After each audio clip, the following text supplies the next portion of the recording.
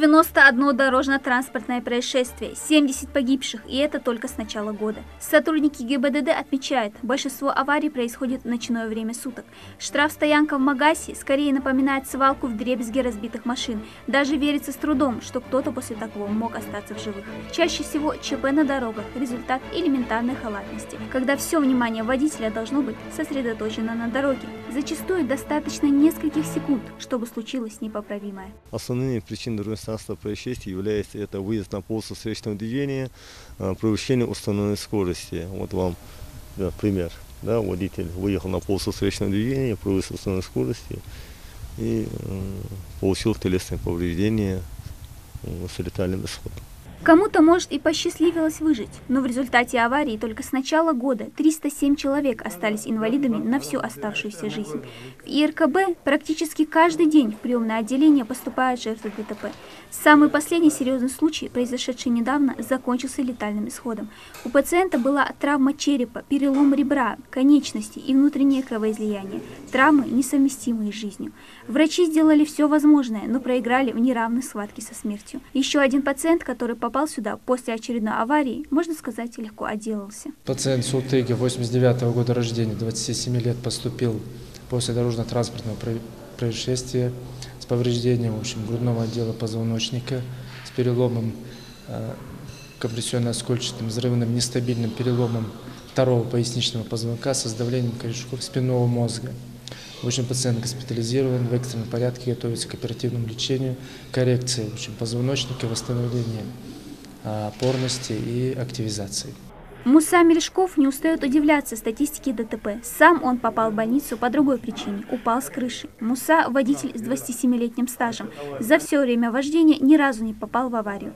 Конечно, нельзя сказать, что никогда не нарушал. Бывало, из-за невнимательности проскочит на красный или превысит скорость. Из-за своей ошибки платишь штрафами. Но, видя всю картину на дорогах региона, всерьез решил поменять взгляды на жизнь. Я тут 4-ю неделю лежу. Почти каждый день, каждый вечер, каждую ночь поступают пострадавшие.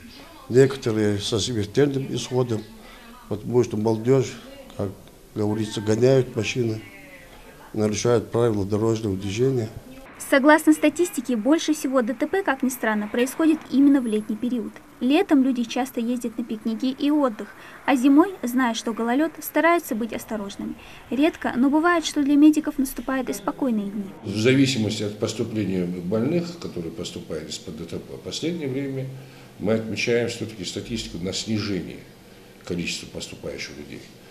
Мы все знаем, да, ГИБДД работает, там устанавливается видеонаблюдение, видеорегистрация, стоят посты, вот, и, скажем, штрафы стали более, скажем так, вот, большими, чем они были раньше. Это людей стимулирует к тому, чтобы не нарушать правила дорожного движения. По сравнению с прошлым годом число ДТП возросло на 26%, и это не могло остаться незамеченным ни обществом, ни властью. На днях проблема обсуждалась главой республики на встрече с Советом Тейпов и религиозными деятелями. Руководитель региона подчеркнул, что нужна системная работа, потому в образовательных учреждениях проводят беседы с подрастающим поколением. Также в республике запущена программа «Безопасный город».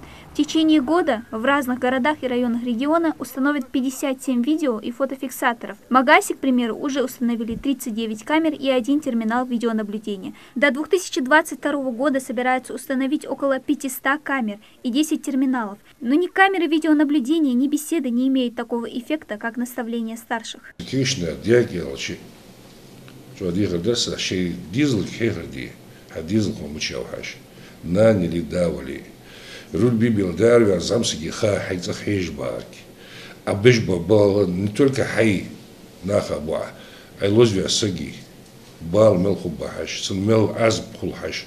Хашви просто чеквал, хаша больница бар, мухоштах ходухан, газа кук атуабилля, цохфуфу. Адлу хайндио 60 километров, алдихан волну куала, олха 60 километров. Так, сокал кослу, сочку куддаха, авария, шамкули, водок куддаха, тиравян, водок куддаха, дядялч. Дана Плиева, Рамзан Мержоев, Новости 24.